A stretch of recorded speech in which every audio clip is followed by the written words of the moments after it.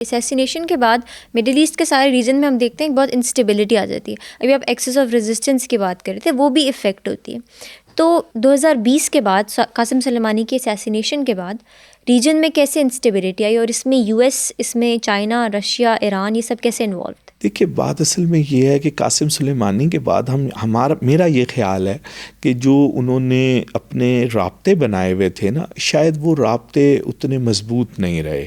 ان رابطوں کے اندر تنگی, کمزوری آ گئی, اور شاید امریکہ نے بھی اپنی اسٹریٹجی کو تھوڑا سا تبدیل کیا. انہوں نے قاسم سلیمانی کے مرنے کے فوراً بعد اس نے پینیٹیٹ کیا ان تمام لوگوں کو جو اس کے پرانے دوست تھے, اور عرب دنیا نے یہ کیا کہ انہوں نے بشار الاسد کے ساتھ جتنی بھی لڑائی تھی اس کے بعد وہ ایک صلح کی طرف گئے, اور اسی سال انہوں نے بشار الاسد کو عرب لیگ میں واپس بلایا اور ایک تاثر دیا جو خامنائی صاحب بار بار کہہ رہے ہیں کہ میں پوائنٹ آؤٹ کرتا رہا اور بشار الاسد کو بتاتا رہا کہ یہ تمہارے ساتھ گیم ہو رہی ہے اور تمہارے نیچے سے زمین ہٹ رہی ہے.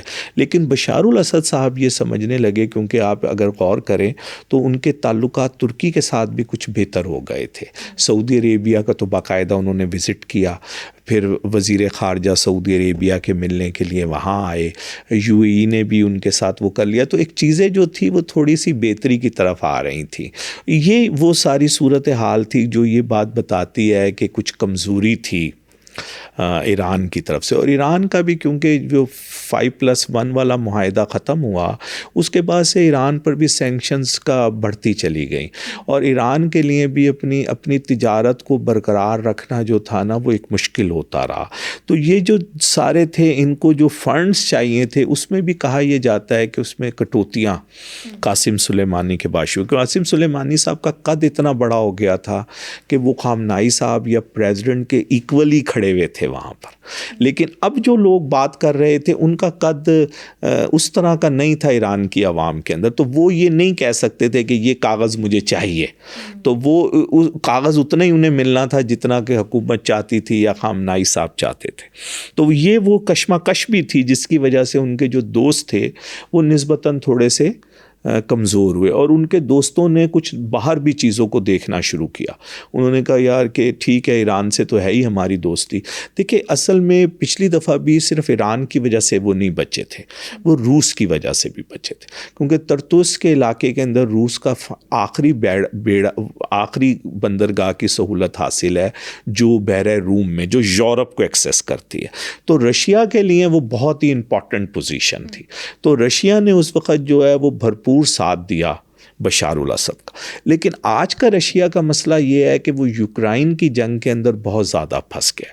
اس کا فوکس اب مڈل ایسٹ میں اتنا نہیں رہا جتنا یوکرائن کی جنگ کی وجہ سے تھا. تو آج کی ہم لڑائی میں دیکھتے ہیں اس کے ایئر فورس نے ضرور کچھ جگہوں پہ کیا, لیکن وہ اس طرح افیکٹولی نہیں آ سکی جس طرح دیکھیں پچھلی دفعہ جب کہ سامنے امریکہ کھڑا ہوا تھا, اس دفعہ امریکہ سامنے اس طرح نہیں کھڑا تھا, لیکن امریکہ کو انہوں نے پیچھے دھکیل دیا تھا. پچھلے امریکہ نے خود اپنے آپ کو بیک فٹ پہ لے گیا تھا. لیکن اس دفعہ رشیا جو ہے وہ اس طرح ساتھ نہیں دے سکا بشار الاسد کا. وہ ضرور اس نے یہ کیا کہ بشار الاسد کو اٹھا کر وہ ماسکو لے گیا, لیکن جو گراؤنڈ کے اوپر سچویشن تھی اس کو وہ ہینڈل نہیں کر سکا. اور ایران کے لیے بھی صورتحال جو تھی وہ تھوڑی سی مشکل اس لیے ہو گئی کہ ابھی ہم آگے کی طرف چلیں گے کہ جو پچھلا 1 سال گزرا اس کے اندر ایران کے بہت سارے اتحادی جو تھے نا وہ نہیں زندہ رہ سکے, آہستہ آہستہ وہ مر گئے. تو یہ وہ ساری سچویشن ہوئی جس نے جو ہے وہاں پر جو ریزسٹنس کی پاورز تھی ان کو کمزور کر دیا. اور دوسری پاور جو بہت عرصے سے انتظار میں تھی کہ یہ کمزور ہوں اور ہم اندر آئیں, تو انہوں نے پھر فائنلی جو ہے دیکھیں نا یہاں پر بھی یہ جو اس وقت شام میں لوگ آئیں یہ ایک گروپ نہیں ہے, یہ بہت سارے گروپس کو اکٹھا بٹھا کر ترکی نے HTS کے لوگ سے جی ان کو اکٹھا کر کے ان کے اوپر حملہ آور ہوئے ہیں. مثلا یہ ایک دوسرے کی کمانڈ میں نہیں لڑ رہے تھے, ایک دوسرے کے دوست نہیں ہیں, آج بھی نہیں ہیں.